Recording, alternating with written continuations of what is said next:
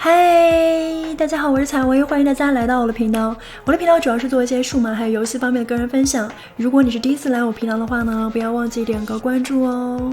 本期的影片想给大家开箱一款适配于 Xbox One 还有 Windows 的游戏手柄，并且做一下我的个人使用体验的分享。它就是 PDP Afterglow Prismatic Controller。之所以购买这个手柄的原因呢，有两个。第一个原因 ，PDP 是一个很不错的公司，它旗下的产品都相当的有设计感。我购买过他们家很多跟任天堂相关的产品，比如说 Nintendo Switch Pro Controller， 还有就是游戏机的包包等等。第二个原因，我是在 PC 端玩《只狼》这款游戏的，我非常需要一款适配于 PC 端的游戏手柄，以缓解我的小拇指因为频繁垫步所带来的操作疲劳。好吧，那我们就开始来开箱吧，咱们边开箱边说。好的，先从包裹开始。这款手柄我是在亚马逊上购买的，我入手的价格是55澳币，折合人民币是不到250元，价格不及之前在频道分享的精英手柄的1/5倍。精英手柄的使用体验分享可以点视频里的链接进行观看。当我把产品的包装盒从包裹里拿出来的时候，算是被惊艳到了，因为觉得就这个价位而言，这个产品的包装也算是做的蛮用心的，很直接的就展示了手柄可以变光的特点，还真的是蛮酷炫的，大家可以感受一下。然后盒子的正面底部说了一下，在微软商城可以下载对手柄进行设置改变的软件。翻过来，在包装盒的侧面就介绍了一下这个适配的软件叫做 PDP Control Hub， 可以定制手柄的灯光、震动强度、按键映射等等等等。对于这个价位的手柄来说，还是蛮令人惊喜的。待会手柄连上了 PC， 我会带大家看一下这个软件。盒子的背面展示了这款手柄有个耳机输出口，右摇杆下方有个键可以一键关闭麦克风，但是因为我是在 PC 端使用，所以这个功能对我来说并没有什么用。打开盒子，盒子里除了手柄之外，还有一个差不多2米长的手柄线和说明书。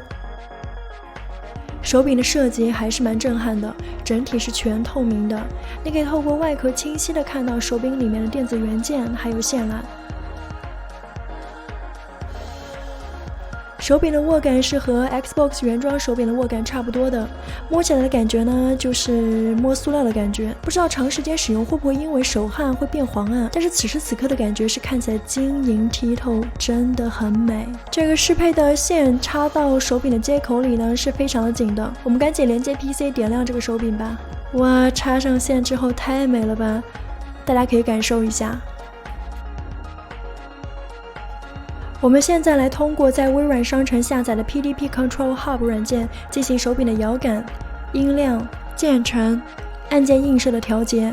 在简单的调试了之后，这个手柄给了我一种物超所值的感觉。